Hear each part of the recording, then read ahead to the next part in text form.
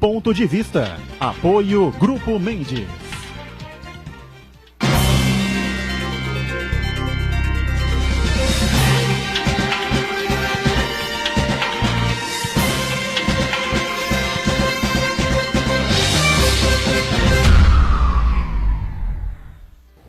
Olá, estamos começando mais um Ponto de Vista, você sempre conferindo conosco, acompanhando com a gente a partir da 1h30 da tarde, né? O horário do almoço, tradição da discussão política, dos temas que formam aqui a pauta da cidade, da nossa região metropolitana e, claro, os assuntos e temas de interesse nacional também. Sempre de segunda a sexta aqui na Santa Cecília TV, a partir das 20 horas, 8 da noite, portanto, você confere também a reprise do Ponto de Vista.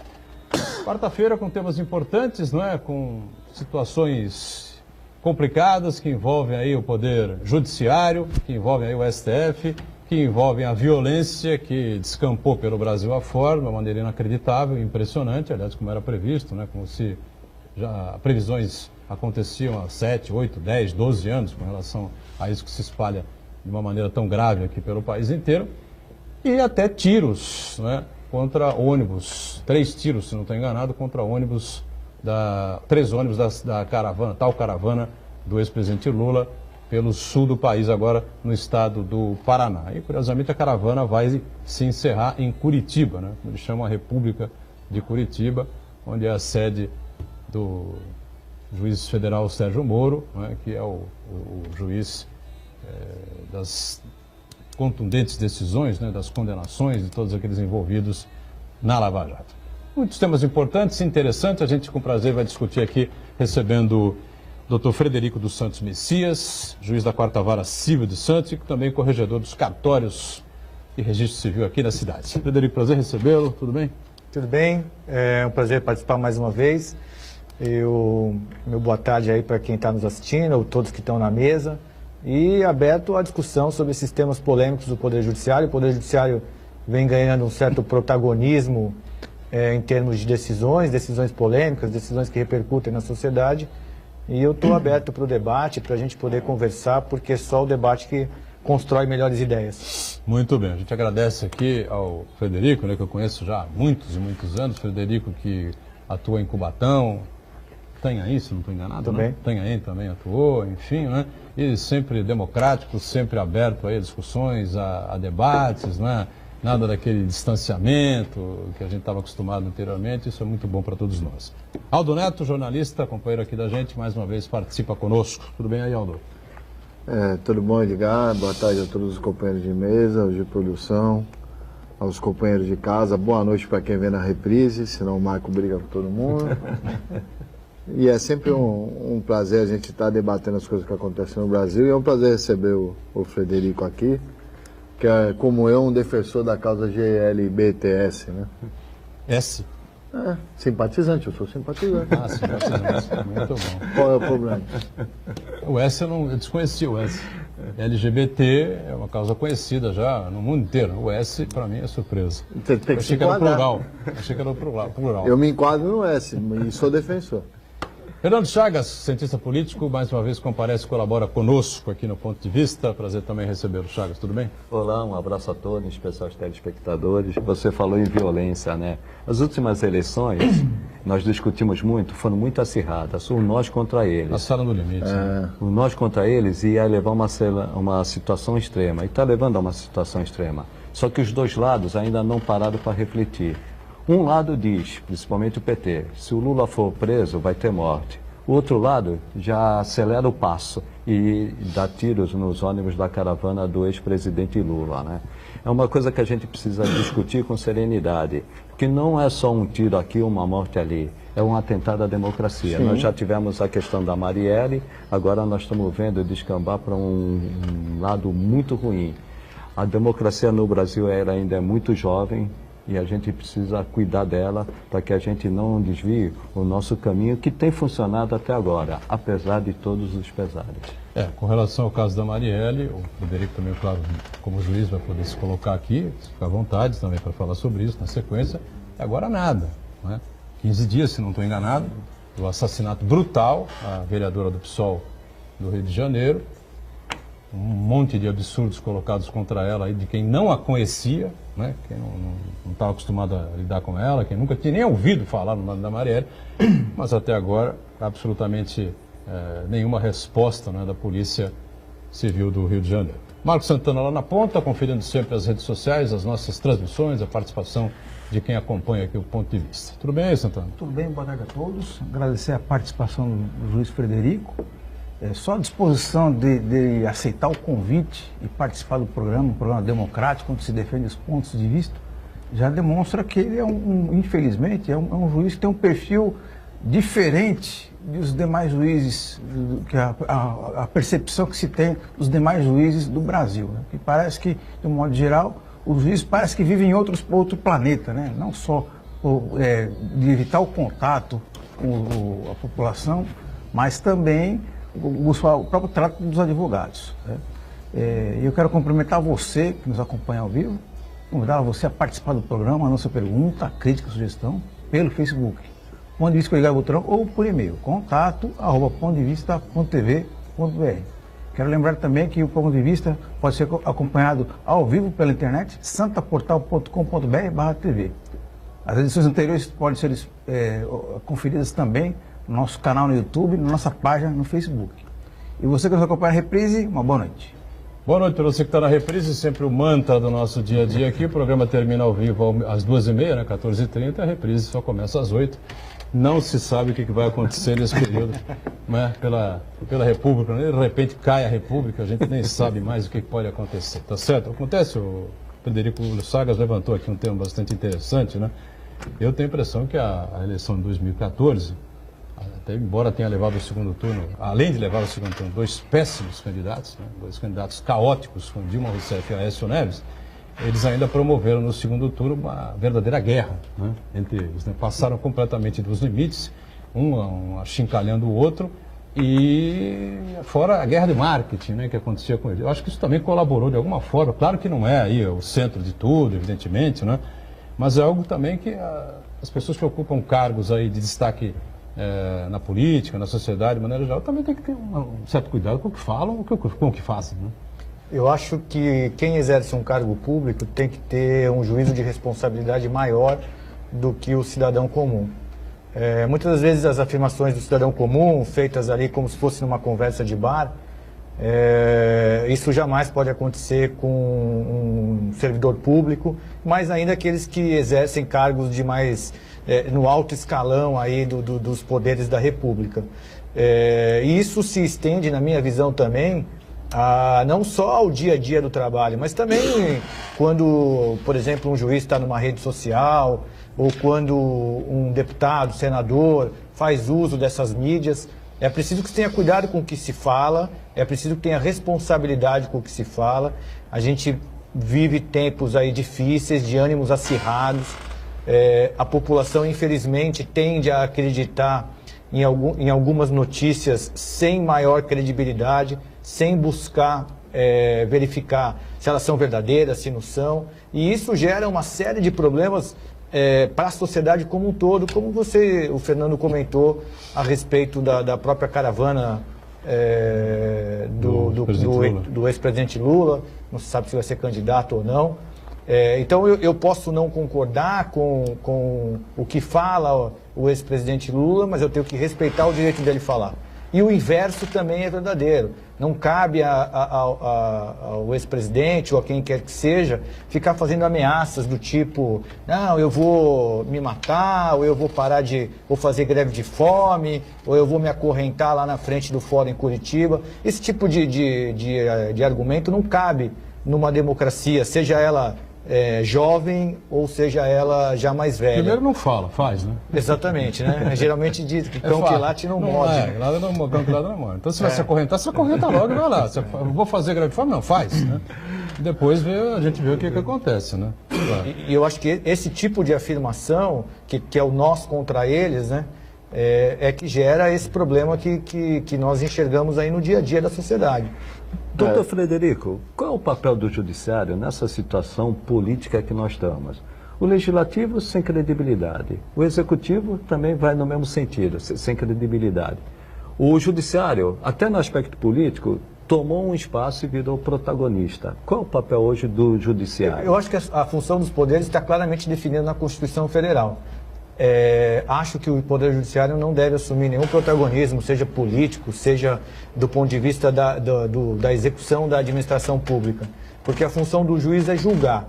O grande problema, né, Fernando, é que hoje, até porque a Constituição permite esse acesso irrestrito, tudo quanto é questão é judicializado, né? Infelizmente, às vezes o legislativo não consegue resolver internamente o seu problema, e aí, ou quando resolve, desagrada alguém, e essa questão é judicializada. E aí, então, se impõe ao Poder Judiciário decidir uma questão que deveria ser decidida no seio do Legislativo. O Judiciário precisa tomar cuidado na hora de decidir essas questões para não invadir a esfera de competência do poder alheio. E ainda que a questão seja judicializada, cabe ao Judiciário afirmar, olha, esse tema é de iniciativa, é de competência do Legislativo. A mim cabe julgar, mas não invadir a esfera de competência do outro poder. Por exemplo, uma nomeação do presidente da República, você veria assim? Eu não vou entrar no mérito do caso concreto, mas me parece que há determinados cargos cuja nomeação é prerrogativa do presidente da República, como é o caso de ministro do Estado. Ele indicou mal. Bom, talvez a responsabilidade seja de quem tenha votado nele e que deu a ele a prerrogativa de fazer esse tipo de indicação. Então, eu acho que a gente precisa rever alguns conceitos e perceber que talvez o erro maior seja na hora de escolher aquele que vai indicar os ministros. Então, Perfeito. Isso a gente pode relembrar o caso da deputada federal do Rio de Janeiro, filha do Roberto Jefferson, Cristiane, né? Não só né? Edgar. Que foi indicada pelo presidente Temer, deveria ter sido empossada, mas a justiça... A mesma bagunça interveio, aconteceu enfim, quando né? a presidente Dilma indicou o presidente Lula para ministro também. Mas ele já estava... Aí havia um processo judicial... Como havia o processo da Cristiane também Brasil. tinha, né? E do Moreira Franco também. Também. Mas aí o Moreira Franco permitiram, porque ele virou ministro. Permitiram. Então, não permitiram Lula, permitiram o Moreira Franco. Nem a Cristiane também E era a não mesma permitiram. situação, né? E eu queria dar um pitaco, eu acho que o Fernando foi feliz, e acho que a gente precisa tornar lei e responsabilizar as pessoas pelos atos dela. Eu sou fã da inteligência do ex-presidente Lula. É um cara bastante inteligente e é um comunicador nato. Só acho ele bastante irresponsável ao falar, ao usar esse conhecimento dele ao passar suas mensagens. É nítido e notório que o precursor desse nós contra eles, o bem e o mal, o que transformou a discussão política e de tendências administrativas do país nesse tipo de discussão que é baixa, foi o presidente Lula. O João Santana. Foi o presidente Lula. O cara, se ele aceitou a orientação, nenhum marqueteiro, e fala aqui como marqueteiro, nenhum marqueteiro põe na boca do cara o que ele não quer dizer. Ele aceita a orientação ou não. Na boca da Dilma para derrubar Da Dilma, a dele. A Marina. Não, mas isso já começou com o Lula. Se ele tomou pedrada, tiro, ameaça, precisa se medir até que ponto ele não é responsável por isso também. E pode ser responsabilizado por isso também. Afinal de contas, ele alimentou essa cisânia. E acho que qualquer cisânia de falta de respeito, eu posso discordar do juiz Frederico num monte de coisa, mas tem que haver sempre respeito. Respeito à posição de cada um. E quem decide a posição, como o juiz Frederico colocou muito bem, é o voto. Quem ganhou, exerce o poder. Quem perdeu, exerce a oposição. É assim desde que a democracia foi instituída no mundo. Então, é preciso se respeitar essas coisas e parar dessa briga de bem e do mal, fla-flu, porque isso é muito bom para uma parte do Brasil, que até hoje, infelizmente, e por culpa da classe política, é uma grande maioria, de gente que não tem preparo para esse tipo de discussão. Você inclui essas pessoas. E aí é o ponto, essas pessoas estão preparadas para ter esse tipo de inclusão? Tiveram educação e cultura? A gente precisa fazer essa reflexão seriamente. Diga, Santana. Ô, Frederico, a gente está comentando aqui que o Poder Judiciário assumiu um protagonismo meio que na marra, né, das questões importantes do Brasil, né? E a população brasileira inteira fica muito atenta ao que acontece no Supremo Tribunal Federal. Boa parte das pessoas criticam a postura de esse ou aquele ministro e tal, né? E, na verdade, nunca antes na história desse país o Poder Judiciário teve tão em evidência assim, né? Como você bem citou, os tweets daquela desembargadora dizendo, né, tentando matar pela segunda vez a vereadora Marielle no Rio de Janeiro, né? Então, o Poder Judiciário, de um modo geral, ele vem sido muito observado, criticado, né? E a gente lembra muito de algumas decisões em primeira instância, acaba traduzindo que essa instabilidade do Poder Judiciário também se encontra em algumas decisões de primeira instância, comportamento de alguns juízes de primeira instância, né? Uma coisa que ficou folclore, acabou virando folclore, uma decisão de um juiz, uma petição de um advogado, acho que se não me engano no Mato Grosso, que ele queria provar que o juiz daquela vara não lia os processos, as petições, então ele no meio da petição enfiou lá uma receita de pamonha, para provar que, segundo ele, para provar que esse juiz não lê as petições. Então, ele trata a gente como pamonha, eu vou aqui colocar uma receita de pamonha, inseriu ali uma receita de pamonha, né? E vários outros episódios mostram o questionamento do Poder Judiciário. Então, eu queria saber de você, Frederico, você que faz parte do Poder Judiciário, que tipo de mudanças no comportamento seriam possíveis dos seus colegas para fazer com que a credibilidade do Poder Judiciário melhorasse nesse aspecto? Sei que você acha que a credibilidade está arranhada. Não, veja, você não acha isso. Eu, na verdade, sim, a impressão, muitas das vezes o que acontece é que os maus exemplos que tomam a frente e aí acabam lançando, às vezes, uma imagem de descrédito do Poder Judiciário. O Poder Judiciário, aqui em São Paulo, eu posso falar para você, ele é formado por 3 mil juízes. É óbvio que entre os 3 mil juízes, nós temos falhas de conduta, falha até mesmo de honestidade, enfim. Nenhum grupo está imune a esse tipo de falha.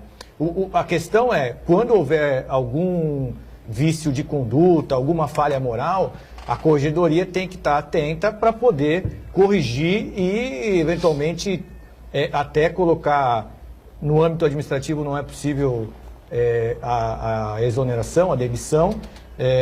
O máximo que é possível por lei é a aposentadoria compulsória ou a disponibilidade. E a corregedoria tem que, dentro do seu papel de censora, exercer essa função e colocar para fora da carreira esses maus profissionais. Então, são várias situações folclóricas, como essa que você mencionou, e que, infelizmente, essas ganham protagonismo. Mas eu posso te dizer, por exemplo, que eu cuido do projeto Paternidade Responsável. Então, todo ano, nós trazemos aquelas crianças que são matriculadas na rede pública de ensino e que não têm o pai na certidão de nascimento. Nós chamamos esse pai e, voluntariamente, ou ele reconhece, ou nós encaminhamos para um exame de DNA para permitir que essas crianças tenham efetivamente o registro paterno no assento de nascimento. Esse é um projeto positivo do Poder Judiciário. Pouco divulgado. Então, enfim, nós temos vários outros. Precisam frequentar mais a mídia, como você faz. Então, infelizmente... É a verdade mesmo. Eu faço questão de vir aqui divulgar tudo aquilo que é positivo. Porque o Judiciário precisa fazer essa propaganda positiva das suas condutas. Porque a grande maioria dos juízes trabalha muito, tem boa conduta. E, infelizmente, o que fica marcado são os maus exemplos. Mas, doutor Freire, posso? Rapidinho, que nós estamos em cima da hora. Eu não vejo o judiciário, ele sem credibilidade. Eu vejo uma parte do judiciário, aquele que foi politizado, STF. Ao contrário, eu estou vendo a primeira instância, para a população, ganhar muita força. Por causa do Moro, né? Por causa do Moro. E outras decisões também. O juiz do Rio, que agora me falha a memória. Bretas. O Valisney, de Brasília, todos eles de primeira instância. Parece que aqueles que foram mais pela politização, que está perdendo credibilidade. E o STF está ficando numa saia justa. Então eu vejo que uma parte só, doutor Frederico, que está... A outra parte, que realmente está mais exposta aos 11 ministros, que nem eu não sei os 11 jogadores da seleção brasileira, mas eu sei os 11 ministros. Você, né? tudo bem, você poderia muito bem saber. Agora, O curioso é que em conversa de barzinho, conversa de botequim, o pessoal sai para comer pizza e tal, não sei o quê, e todo mundo comenta o nome dos 11 ministros. Né? Todo mundo sabe que o Marco Aurélio Mello, o primeiro à esquerda, que na sequência vem o Lewandowski, depois vem o Fux, na sequência vem na ponta fica o Alexandre, e antes do Alexandre fica o Celso de Mello lá na outra ponta. Agora, antes desse comentário, eu só queria aproveitar para não deixar escapar, né? O ministro Edson Fachin foi entrevistado pelo jornalista Roberto Dávila, no programa que ele sempre realiza, que ele faz na Globo News semanalmente, né, que tem uma reprise. O programa vai de maneira inédita, sempre às quarta-feiras, 11 da noite, 11h30 da noite, não tenho certeza, 11h30, né? 23h30. Depois tem uma reprise, eu não sei exatamente que dia é. Mas como a declaração do Fachin deu uma declaração muito forte, né, muito contundente e surpreendente, né, ao Dávila, né, a Globo News editou essa fala, não é? E expôs os seus telejornais, evidentemente, né? A Globo também, claro, né? Onde ele se diz ameaçado, né? Estão sofrendo ameaças não só contra ele, mas contra a família também. Recorreu à ministra, presidente do STF, Carmen Lúcia, ela já mandou reforçar a segurança pessoal dele e da família. Enfim, acho que nós estamos realmente voltando ao processo italiano, né, mãos limpas, né, onde juízes eram assassinados, uma coisa completamente louca, né? É por isso que o assassinato da vereadora em si, todas as mortes são relevantes, né, Edgar? Claro. Mas quando se assassina uma vereadora, quando se assassina uma juíza, como foi o caso do Rio de Janeiro também, no exercício da função, não é só a pessoa que morre, né? É um atentado contra a própria democracia, contra as instituições consolidadas. Então eu acho que por isso que uma fala do ministro do Supremo afirmando que está sendo vítima de ameaça por conta de um processo judicial é algo extremamente grave e que as medidas têm que ser adotadas com a maior rapidez possível, até porque ele falou rapidamente que algumas não haviam sido implementadas ainda, que ele havia solicitado. Falou, olha, eu solicitei algumas medidas à presidência e à delegada federal que atua aqui no STF e algumas ainda não foram implementadas. O que transpareceu, eu vi a entrevista também, não sei se você teve essa impressão, de que ele realmente estava preocupado. Tenso. Eu realmente percebi também. A gente está acostumado a entrevistar os convidados, pessoas, enfim. O semblante muito carregado, muito tenso do Fachin. E ele substituiu... Em relação ao Dávila. Sem relação nenhuma, né? Mas por coincidência.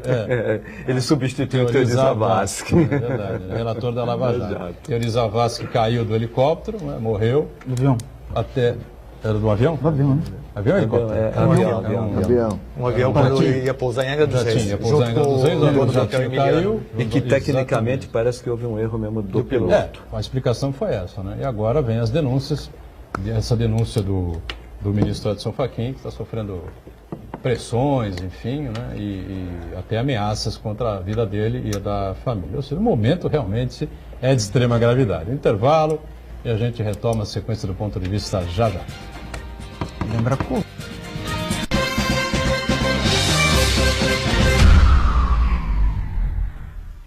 Existe um lugar em Santos onde você encontra os empreendimentos mais fascinantes da região. Um lugar amplo, aconchegante, feito para oferecer o melhor atendimento para você. Um lugar que reúne as melhores opções residenciais e comerciais nos bairros mais nobres de Santos. Um lugar que a gente nem precisava dizer, porque você já sabe. Central de Vendas Grupo Mendes, Rua Guaiaó 55, Aparecida. Venha fechar um bom negócio para abrir as portas do seu novo lugar.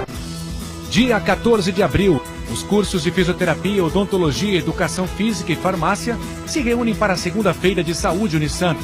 Diversos serviços gratuitos para a população.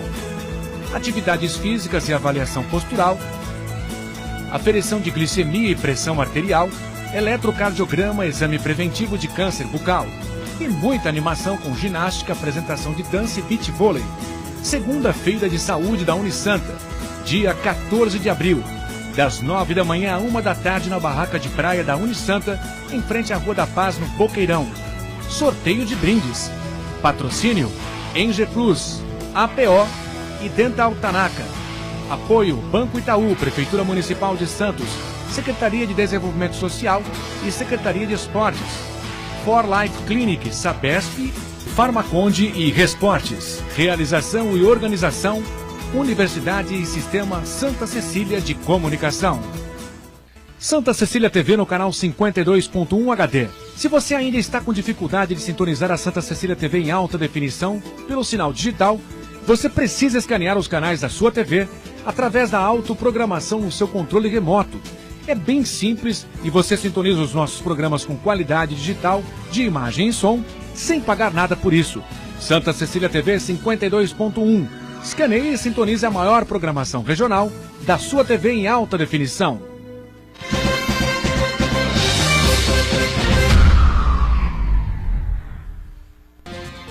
Muito bem, voltamos, sequência aqui do nosso ponto de vista, com a participação do juiz Frederico dos Santos Messias, da 4ª Vara Civil aqui de Santos, ele que também é corregedor dos cartórios de registro civil, né, aqui na cidade. O nosso Aldo Neto participa com a gente, Fernando Chagas, Marco Santana, e é aquela coisa, quem sai na chuva é para se molhar, né? O Frederico é corajoso, vem aos programas de televisão, traz aí o lado positivo do judiciário, que é importante, é preciso que mais juízes façam isso, na verdade, não é?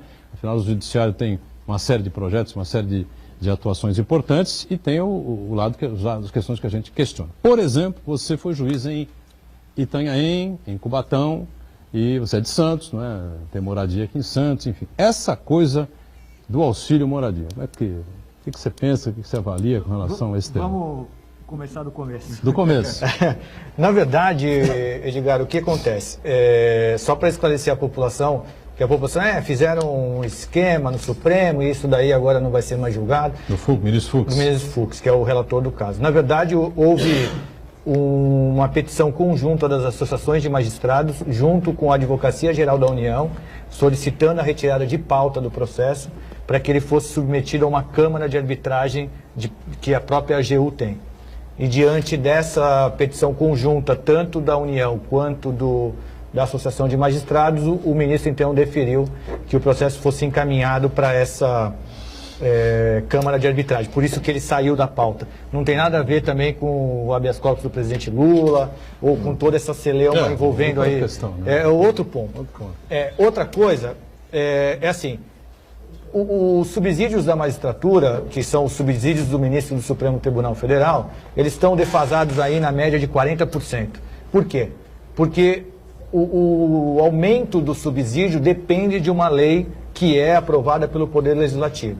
Portanto, se a Câmara dos Deputados e o Senado não aprovarem essa lei, não há reajuste dos subsídios dos ministros do STF, e, por consequência, de toda a magistratura que vem escalonada em percentuais abaixo desse teto dos ministros do Supremo. O que aconteceu? Isso já foi dito por vários juízes, até pelo juiz Sérgio Moro. O auxílio moradia, que tem uma previsão legal na lei orgânica da magistratura, ele foi utilizado como uma forma de compensar esse não cumprimento das obrigações por parte da União Federal, ou por parte do Congresso, que, na verdade, usa essa legislação como uma forma de retalhar o Poder Judiciário. Então, eu não aprovo o seu aumento porque você condena o deputado, condena o senador, você abre inquéritos contra o presidente da República e assim por diante. Então, uma saída que se encontrou foi a de estabelecer de forma indiscriminada, ou seja, pagando para todos os magistrados, o valor do chamado auxílio moradia, que na verdade representa aquilo que seria um aumento. Você vai perguntar, mas isso está correto? Ilegal? Eu acho que não. Ilegal não é. Só para deixar claro, porque tem uma legislação que prevê. Legal não é. Agora, o que aconteceu é isso. O que eu penso, Edgar? Nós precisamos questionar mais a fundo que tipo de sociedade que nós queremos. Que tipo de juízes nós queremos. Porque o que acontece? Os bons profissionais não estão mais prestando o concurso. Sim. Então, assim, vocês são selecionados por concurso? Somos. Mas eu só seleciono os melhores se os melhores se inscreverem. Então, a partir do momento que a carreira não é mais atrativa, os bons profissionais estão fugindo. Eles estão buscando mercado em outros lugares. Então, que tipo de juiz nós queremos? Esse é o grande problema e essa é a grande discussão. Eu espero que agora... Uma boa carreira? Se você considerar a média da população em geral, e geralmente é essa comparação que se faz, é óbvio que a magistratura é uma boa carreira. Agora, se você considerar um bom profissional que podia ser juiz e que vai trabalhar num grande escritório de advocacia, os ganhos são completamente diferentes. Não, mas aí E não concordo. só, Eu acho que Edgar. você vai para o poder público, né, para ter um bom salário, né? Agora, se você quer ganhar dinheiro, né, enriquecer, eu acho que aí você tem que procurar a iniciativa privada, né? Mas, Eu Edgar, penso assim, né? desculpa, eu concordo com o juiz. A gente tem que renumerar perante a responsabilidade da pessoa. de jeito O nenhum. juiz tá certo. Até Então, o porque prefeito para de não São Paulo tinha que deixar. ganhar quanto? 1 milhão por mês? Para não deixar a margem da corrupção que Quanto tinha que ganhar o existe no prefeito de São país. Paulo? 2 milhões por mês? Não acho, Edgar. Tem que ganhar um 200 salário mil por justo. mês? Tem que ganhar um salário justo. É o que acontece, né, Edgar? Com responsabilidade, pô, olha Não, o tamanho da cidade de O São que Paulo. acontece é que o prefeito de São Mas Paulo, deveria ganhar bem. depois de E 4 quanto um anos, ele professor pode voltar a deveria trabalhar, ganhar? né? Quanto deveria ganhar um Por esse seu professor? raciocínio, Mas, quanto olha, então deixa eu professor pegar- por mês? Também deveria ganhar um bom Isso, salário. deixa eu pegar o Eu não exemplo, tô então. discutindo Acho isso. que o exemplo do professor é o e ideal. professor também não tem auxílio moradia. Ó, o exemplo do professor é perfeito. Olha o que se fez com o professorado. Olha o que se faz com os delegados de polícia, que eram carreiras valorizadas e que hoje foram sucateadas. Infelizmente é isso que acontece. Mas os juízes, os desembargadores não estão nessa situação. Ainda não. Ainda não, mas Está pode... prevendo que pode Não, ficar? é porque Será? eu tô Não, falando. pode ficar, Nós pode estamos, ficar. nós estamos com uma defasagem de 40%, Edgar. No reajuste do subsídio. Ô, Fernando, deixa eu só dar um exemplo, que ainda é nessa linha. O próprio juiz Sérgio Moro, eu lembro aí que no processo da Lava Jato, teve que ser julgado no STF se ele tinha como, em primeira instância, julgar aquilo de forma inédita. Ou seja, nunca antes de primeira instância fez, ou seja, precisa qualificar o magistrado, sim. Precisa que os bons operadores de direito, os bons advogados, façam concurso para juiz. Afinal de contas, é quem decide Como é quem que você tem entra na culpa. internet e se obtém lá um olerite do Sérgio Moro de 70 mil reais? O que acontece? 80 mil reais. Deixa eu- Verbas indenizatórias. Deixa eu né? explicar isso também. Isso aí, pô, você está aqui para isso. É. Está aberto para você falar à vontade. O que acontece? Até porque é preciso, acho que o Elias Jacó, algumas vezes já deixou isso claro aqui, não sei se você foi aluno dele também. Fui. Enfim, todo mundo foi aluno do Elias Jacó, é incrível. Né? Mas é uma figura, é uma referência também aqui para todos nós. Ele esteve aqui recentemente, né? Ontem? Não, Anteontem. segunda-feira, Anteontem, teve aqui o Elias Jacó. E outras oportunidades, ele como promotor aposentado também, não, nós temos que explicar isso claramente. E é verdade, tem que ser colocado Tem, claramente. eu As acho. pessoas têm que entender se isso realmente é sério ou se alguns, como disse o Frederico, se é possível, né? Alguns desses operadores do direito, desembargadores, juízes, enfim, estão se aproveitando, mesmo dentro da lei, né, para ganhar salários astronômicos. Né? Diga. O que acontece, Edgar, é que o vencimento da magistratura é aquele escalonado a partir dos subsídios do ministro do Supremo Tribunal Federal. 34 e alguma 34 coisa. mil, quase 34. Depende de se ele atua no TSE ou não. E aí, a partir dali, vai descendo. 5%, 10%, 10%, 5%. E aí, nos degraus aqui também de entrância final, entrância intermediária e inicial, 5% para cada uma, conforme vai baixando o degrau da carreira. Esses vencimentos que você menciona, quando você entra lá na internet, o que acontece? O magistrado vai tirar férias, não pode tirar 30 dias de férias. Aí, então, ele indeniza as férias. O magistrado tem verbas que o tribunal não pagou na época adequada e reconhecida judicialmente. E aí, então, ele fica com um crédito anotado lá no tribunal. Num determinado momento em que o orçamento permite, esses valores são pagos mensalmente. Então, você tem magistrados com créditos de até 2 milhões de reais junto ao Tribunal de Justiça. E aí, o que acontece? Por isso que o vencimento mensal, ele, de alguma forma, chega a esses dados que você chamou de estratosféricos, mas que, na verdade, representam pagamentos que não foram feitos na época oportuna. Essa é a realidade. E isso que o Dr. Frederico está falando acontece comumente no poder público. Fernando, me ajuda, porque o Edgar aqui já fez uma cara feia para mim. Então você que entende de orçamento. Recentemente, que no portal da Tenho muito transparência... respeito pelos juízes, né, de maneira geral. Não, eu acho importante, Edgar. Isso há muitos anos. Edgar, Você é um cara correto, sério. eu acho Honesto, importante. Tanto corajoso que vem pra cá Claro. e frequenta a mídia e dá a cara a tapa. Eu acho importante a gente discutir. No portal Faz da isso, transparência da prefeitura tem o salário de todos os servidores públicos de carreira. E uma vez saiu o meu salário que estava duplicado, triplicado. Era a licença-prêmio que eu não tirei, o salário triplicou. Aí falaram, olha o quanto que ele está ganhando. Não, aquilo foi excepcional, extraordinário. Mas só indo mais além, a preocupação, doutor Frederico, que eu tenho é o futuro. Nós temos uma regra que foi aprovada, o limite de gastos. E se passar esse limite de gasto, o pior, nós vamos quebrar a regra de ouro. Não se pode fazer operação de crédito para pagar despesa corrente. Despesa corrente é a manutenção da máquina, a manutenção da cidade, a manutenção do país e a despesa com o pessoal. A tendência que eu estou preocupado com o futuro é que a carreira do servidor público, principalmente aquelas típicas de estados, elas vão ficar defasando. Isso vai ocorrer não só na magistratura, vai ocorrer na Receita Federal e de uma forma. E nós vamos perder, sim, qualidade no futuro, tanto no Poder Judiciário. E um ponto importante, eu que mexo com orçamento, eu só vejo recursos orçamentários. Recurso orçamentário, eu preciso de uma fiscalização preparada. E hoje, quem fazia concurso para fiscal já está desistindo. E está indo mesmo para outras áreas, para consultoria e para outras áreas onde pode ganhar mais. Essa é a minha preocupação, doutor Frederico. O poder público, ele se vê empobrecido, não em termos de recurso, mas empobrecido em termos de qualidade. E veja, deixa eu complementar, que você foi perfeito. O Marco veio para cima de mim por causa dos professores. O professor é fruto disso que você está falando também. Porque eu vou dar um exemplo, usando uma notícia dessa semana, no Jornal Tribuna, estava lá que 2 vereadores sentaram do ladinho na Câmara de Santos, porque estudaram juntos no Colégio Canadá. O Colégio Canadá é um colégio público de qualidade, disputaram a tapa quando esses 2 vereadores que hoje estão com 60 anos, 50 e poucos, 60 anos, e eram garotos. Como é que está hoje o Colégio Canadá? Alguém aqui que botaria o filho no Colégio Canadá? Por quê?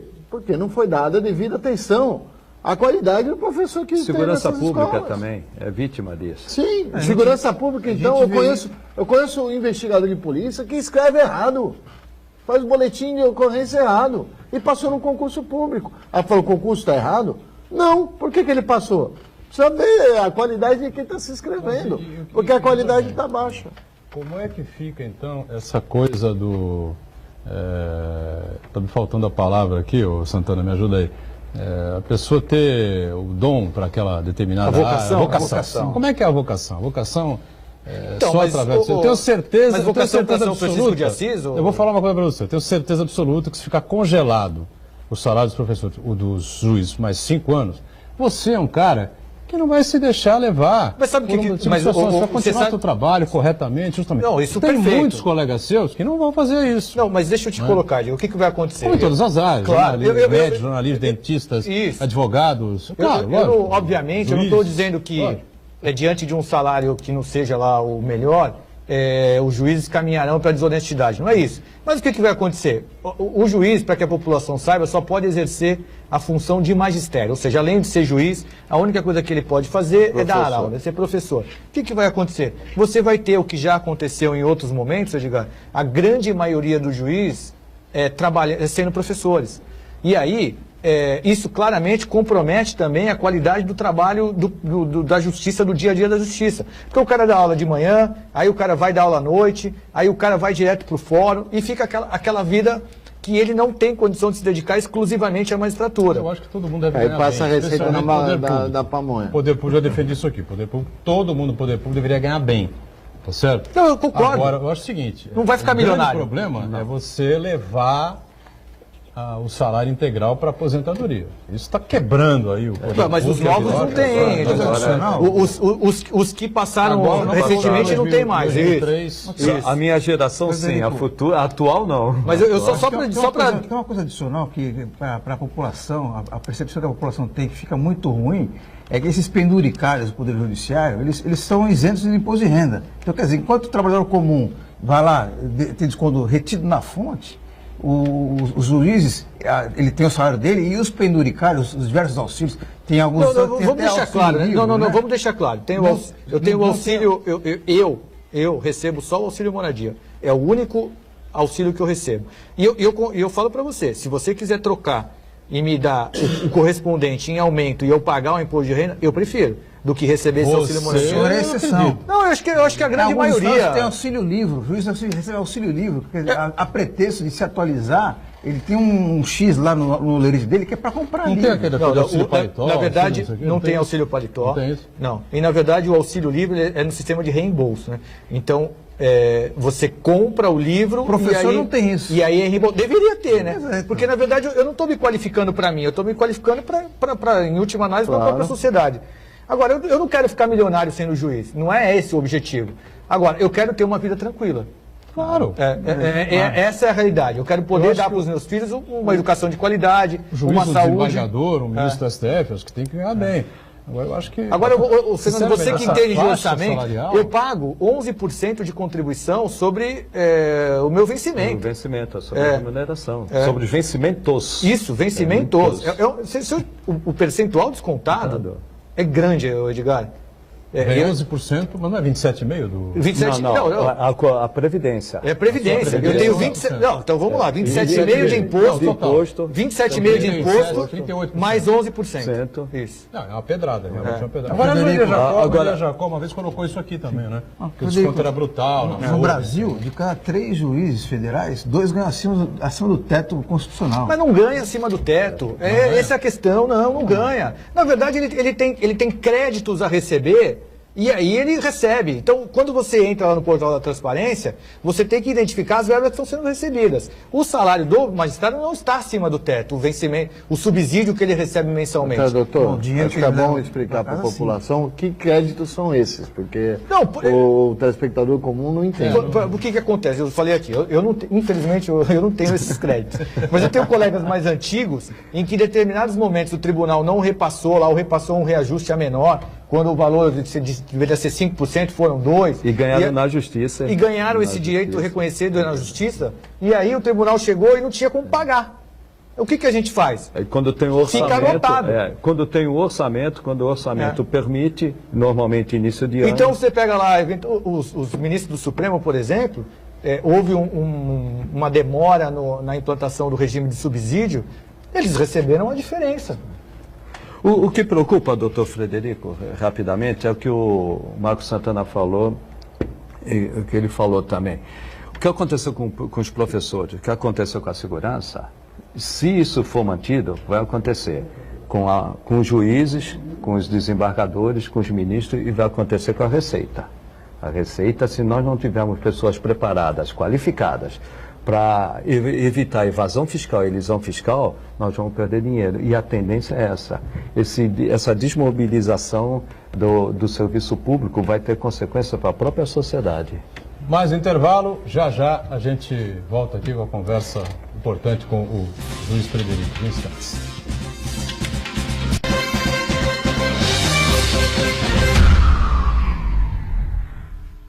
Existe um lugar em Santos onde você encontra os empreendimentos mais fascinantes da região. Um lugar amplo, aconchegante, feito para oferecer o melhor atendimento para você. Um lugar que reúne as melhores opções residenciais e comerciais nos bairros mais nobres de Santos. Um lugar que a gente nem precisava dizer, porque você já sabe. Central de Vendas Grupo Mendes, Rua Guaiaó 55, Aparecida. Venha fechar um bom negócio para abrir as portas do seu novo lugar. Você já percebeu que a matemática está em tudo que a gente faz? Numa receita que você prepara, nas atividades físicas que você faz, os números sempre estão lá. Então aproveite que você já usa matemática todo dia e participe da OBMAP, a Olimpíada Brasileira de Matemática das Escolas Públicas. Se você é professor ou diretor, inscreva sua escola pública ou particular até 2 de abril. Ministério da Educação, Governo Federal. Com o mercado de trabalho cada vez mais exigente, é preciso estar sempre atualizado. Na Universidade Santa Cecília, você pode fazer cursos livres, extensão, aperfeiçoamento, especialização lato sensu, MBA, mestrados e cursos empresariais personalizados, cursos inéditos presenciais e à distância. Faça a pós-graduação Unisanta e ganhe 15% de desconto nas mensalidades durante todo o curso. Inscreva-se já, unisanta.br/pós-graduação.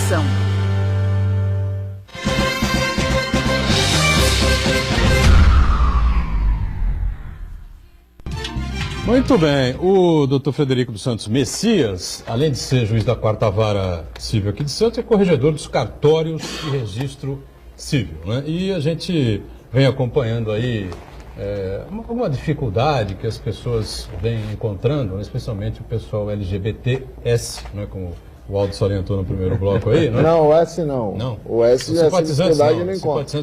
Simpatizantes, está certo. O LGBT ou LGBTI, né, como o Frederico deixou colocado no bloco anterior também, para essas mudanças de nome, própria mudança de gênero, assim, a questão da E tem outra questão importante também. O juiz ele acabou se tornando notável por as suas decisões avançadas, né, que até acompanham as mudanças do nosso tempo, né? E uma delas, ele permitiu a multiparentalidade. Multiparentalidade. Quer dizer, uma certidão de nascimento de uma criança com 2 mães, um pai e 6 avós. É isso? Eu queria que você explicasse para a gente.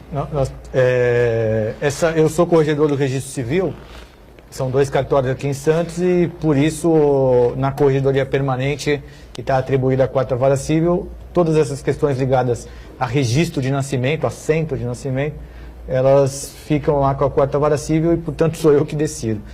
Nós já tivemos vários casos e eu concordo que, infelizmente, o avanço da sociedade não está, o legislativo não consegue acompanhar a necessidade, essas necessidades que vão surgindo a cada dia em termos de novas famílias, novos grupos familiares. E o Poder Judiciário, voltando naquele assunto, né, Fernando, acaba assumindo esse protagonismo porque essas questões são levadas ao conhecimento do juiz e o juiz não pode se furtar a decidir. Então nós tivemos a questão da multiparentalidade porque ela foi fruto de um casal homoafetivo formado por 2 mulheres e o doador do material genético masculino, porque foi uma reprodução assistida, ele também quis participar como pai dessa criança por ter fornecido o material biológico que permitiu a concepção. E aí então nós tivemos lá 2 genitoras, constando do registro, do assento de nascimento, e o genitor, que foi aquele que doou o material genético, biológico, para a concepção da criança. Então, mas só um, claro, bom, lógico, né? Só uma engravidou, só uma pariu, né, claro. Né? Mas aí o casal homoafetivo era formado por 2 mulheres, isso. 2 mulheres. A gente pode chamar de mulheres. Pode. Não pode chamar de homens também, né? Nós temos casais homoafetivos femininos e masculinos, formados por 2 homens e 2 mulheres. Isso não tem. E hoje eles estão autorizados a casar, eles podem se dirigir diretamente ao cartório e reconhecer oficialmente essa união. O casamento no cartório não tem nada a ver com o casamento religioso. Aí cada igreja respeita a sua doutrina. E a gente teve também recentemente a questão, o Supremo agora definiu no começo desse mês que não é mais necessário a cirurgia de transgenitalização para que a pessoa possa alterar o sexo e o prenome em sendo transexual ou transgênero, que é o termo que tem sido usado agora. Doutor Frederico, nesse ponto eu concordo com o Judiciário, porque o Legislativo nunca ia, até por uma questão religiosa, Sim. nunca ia aprovar uma mudança dessa. Então teve que mudar a interpretação nas decisões jurisprudenciais do Judiciário. Aí eu não vejo uma medida política, vejo uma medida até pelo clamor da sociedade. Mas nesse ponto da sociedade, a sociedade está preparada para encarar essa nova realidade? O Fernando, talvez... O conceito é grande ainda. Né? Muito. Talvez as gerações mais antigas tenham uma certa dificuldade em aceitar, porque eu sempre digo, aqueles que começam essa revolução, eles carregam mais pedras. Os que vêm depois já vão encontrar o caminho asfaltado. Isso sempre foi assim. Nós tivemos, desde a mulher divorciada, que era... Enfim, são várias as questões que a gente pode trazer aqui. Eu acho que isso, a tendência da geração dos meus filhos, até porque a escola já trabalha essa diversidade, é que eles convivam naturalmente com essas diferenças, com esses novos arranjos familiares. A gente até brincava aqui no intervalo, uma coisa que é séria, né? Mas como é que ficam essas questões pontuais, como o uso de banheiro, enfim, o esporte, a questão do esporte está latente. Polêmico. Então, eu acho que essas são questões que não afastam o direito principal, que é o direito ao reconhecimento da pessoa transgênera e o direito que ela tem de alterar o sexo e o prenome. Aí nós vamos resolver pontualmente essas questões. A gente falava aqui no exterior, o banheiro é unissex. Dificilmente você encontra um banheiro ligado ao masculino e feminino. As escolas já estão trabalhando com festas, não mais Dia dos Pais ou Dia das Mães. A festa é a festa da família, né? É uma forma de afastar esse gênero, ou a festa ligada especificamente a um gênero. E aí por aí vai. A questão do esporte, parece que o Comitê Olímpico tem uma exigência séria em termos de você pode falar melhor. A jogadora de vôlei. A jogadora de vôlei. A Tiffany, né? Né? Eles E ela medem tem que pela testosterona, é isso? pela testosterona da jogadora. E aí está gerando uma séria discussão se pode ou não. Legalmente pode. Ela tem mais força do que cientificamente dizem que não. Eu particularmente não deixaria. Eu acho, e eu sou essa, hein? Só para deixar claro. Acho que tem que pensar em estruturar essas pessoas e fazer um campeonato delas, não excludente. Até porque o futebol não é unissex, o vôlei não é unissex. Tem um vôlei masculino e feminino. É uma tendência. Sim, mas aí que tá. O que ele está dizendo é que a mulher não joga junto com o homem no vôlei. Você está mantendo a tradição, né? Vôlei masculino e vôlei feminino. E faz então, o vôlei trans. Vôlei trans. Mas aí Por que não? Não sei. Por que não? É mais um Concorda campeonato. Eu acho que como você tem a possibilidade de cientificamente identificar se aquela pessoa vai ter ou não ter vantagem, eu acho que não haveria necessidade de uma terceira categoria. Agora, são temas polêmicos que dificilmente a gente vai resolver tão cedo. E como você colocou, quem é inovador carrega as primeiras pedras. Sempre. Essa menina Tiffany é inovadora, ela está jogando. Tem que ver, pegar ela e ter um outro caso no exterior como exemplo e analisar o resultado esportivo dela para ver se há mesmo essa diferença. Vendo previamente, parece que há. Perguntaram ao Zé Roberto, treinador de vôlei feminino do Brasil, se ele convocaria. Eu falo, se tiver condições técnicas e legais, eu convoco. Sim. Agora, na questão da força, Aldo, Serena Williams é mulher. Sim. E a força dela, não digo equiparada de um homem, mas é desproporcional em relação ao resto. O Pelé, quando jogou futebol, é homem. E aí tinha uma força desproporcional. O Michael Jordan no basquete também. Dois exemplos de esportistas de gênero que tinham uma força diferente dos outros. Nunca houve dúvida sobre a masculinidade do Pelé. Não, nem a feminilidade da Serena. Né? Não, a Serena, ao contrário. Casou com um homem, enfim, então ela realmente é mulher, é feminina, enfim, né? Ela tem realmente uma patada de direita que é uma coisa impressionante. Diga, Santana. Registrar as participações aqui. Giba, Guilherme e Theo Domingues estão em férias no Guarujá, são do Pará, estão acompanhando a gente aqui. Manda um abraço para o pessoal. Obrigado, um abraço para eles e Deus queira que o Pará, né, consiga se desenvolver. Belém do Pará tem lá um Porto Madeiro também, bonito, enfim, né? A violência não chega por lá, se é que já não chegou também, né? E o Uriel Vilas Boas participa com a gente aqui também. Pergunta para o juiz: que atitude pode ser tomada pelos integrantes do Judiciário e outras entidades para agilizar o andamento dos processos e evitar um desgaste junto à opinião pública? Um abraço ao Uriel. O que eu penso? Eu acho que realmente esse é uma questão que tinha que ser resolvida no Poder Judiciário, porque é isso que realmente a população espera. E talvez a maior crítica que a gente receba é quanto à lentidão dos processos. Eu posso falar especificamente pela minha vara, né? Minha vara, em menos de 6 meses, eu tenho um processo julgado de forma definitiva em primeiro grau. Às vezes até... É raro, né? É raro. Não quero estar aqui... Eu não sei ao elogiar aqui a atuação do Frederico, não estou querendo criticar, nem desmerecer a dos outros juízes, de maneira alguma, tá certo ou não? Mas a verdade é essa, é raro mesmo. Há outros casos mais que acabam demorando mais. Agora, muitas das vezes, a gente também, a nós é imposta uma demora por outros órgãos. Então, às vezes, eu preciso esperar um laudo que vem de um órgão público que demora 3 meses. Às vezes, não se consegue achar o réu, então não posso ter um processo sem que o réu esteja fazendo parte. Então, são questões que, às vezes, podem atrasar um ou outro processo. Mas a grande verdade é que, com a implantação do processo digital, os processos ficaram muito mais ágeis, a própria dinâmica de trabalho também. Hoje eu preciso de muito menos servidores para dar andamento nos processos por conta da digitalização. E desde 2013, no estado de São Paulo, qualquer processo que entra, só entra em formato digital. Nós Doutor não temos Frederico, mais processos físicos novos. Mas a Constituição, ela não judicializou demais? Por exemplo, a minha área é tributária. Apesar que o brasileiro não tem esse hábito. Muitos processos poderiam ser decididos no âmbito administrativo, um processo administrativo fiscal. Mas não vão no processo, já vão para a justiça e recorre. Fernando, você tem muito mais experiência do que eu nessa parte política e legislativa, mas você sabe como, infelizmente ou felizmente, mas a Constituição de 88, ela veio no momento de ruptura, né?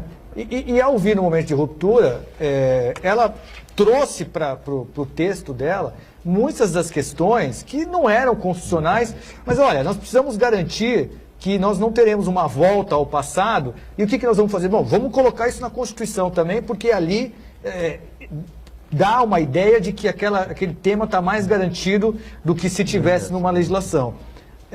Então essa ideia de democracia ao extremo, de liberdade, você vê o capítulo dos direitos e garantias, talvez o mais extenso da Constituição.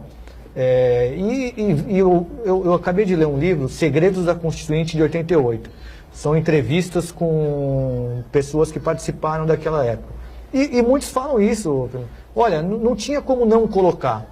Era um momento. Era um momento, o momento exigia isso. Talvez, hoje, muitos anos depois, nós precisávamos fazer uma revisão para, de alguma forma, verificar. Isso é tema constitucional? Não é, então tira.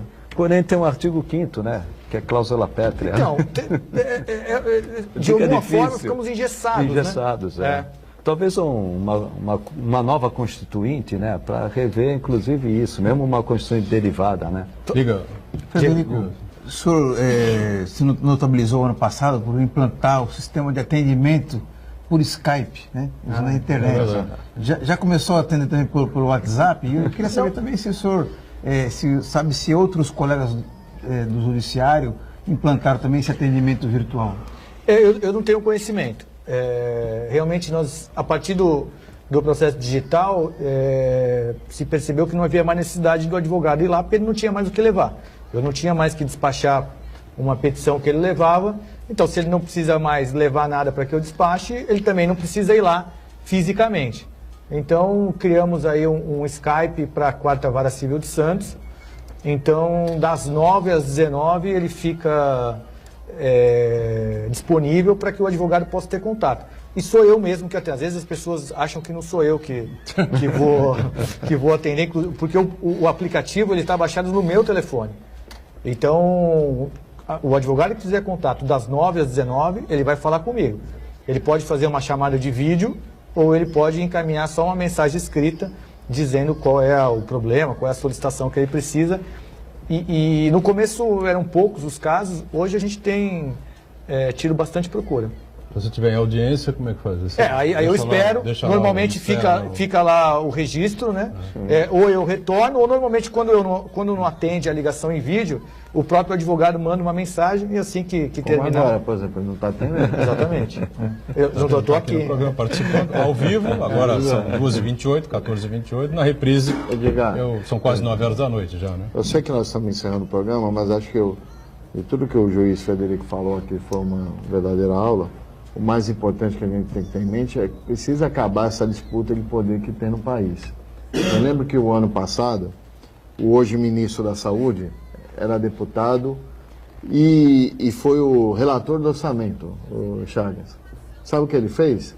Cortou 90% da verba da Justiça Trabalhista, porque ele era empregador e todo mundo estava em processo contra ele por vingancinha pessoal. Então, acho que precisa acabar essa interligação de entre um fazer o do outro e ter achar um caminho, eu não sei qual, não sou especialista nisso, para acabar essas disputinhas internas de poder que só prejudicam o país. Ninguém está pensando no país, só no próprio interesse. Frederico Messias, juiz da 4ª Vara Civil aqui de Santos. Antes do encerramento, o São Paulo se segura hoje? 2-0 na Arena Corinthians. Acha isso? E rumo à final. Eu tô achando que o São Paulo se segura. Edgar, o espírito agora é outro. 2-0. O espírito uruguaio. O espírito uruguaio, né? É pra cima, né? Como é que chama? Aguirre, né? Aguirre. Agora tem técnico. A gente nem cumprimenta mais o treinador do time adversário. Aliás, aliás, vai ter um atraso no início do jogo, né? Porque todos os envolvidos vão lá cumprimentar o técnico do Corinthians e aí não vai ser possível começar na hora da transmissão da Globo. Frederico, obrigado. Espero que você volte em outras oportunidades aí para a gente falar de uma série de temas importantes, até que são meio tabus aí para a sociedade de maneira geral. As informações às vezes são desencontradas, mal colocadas, né? Como eu disse, tem programas importantes, jornais importantes em várias redes, especialmente em TVs por assinatura, onde os jornalistas são obrigados a comentar. O jornal tem que ser comentado. E ao comentar, lamentavelmente, dizem asneiras, falam besteiras daquilo porque não tem conhecimento. Eu acho que trazendo especialistas aqui, não é, a gente contribui melhor para o entendimento da sociedade. Você sempre corajoso, né, e sempre pronto a nos atender, a gente agradece muito. Obrigado, viu? Eu que agradeço, sempre disposto a participar e sempre que convidado, aceitarei. Obrigado, Frederico. O Aldo está sempre com a gente, Chagas também, Marcos Santana diariamente aqui conosco. E nós juntos com você de segunda a sexta, ponto de vista ao vivo aqui na Santa Cecília TV. Nossa reprise é às 8 da noite. Valeu, obrigado, gente.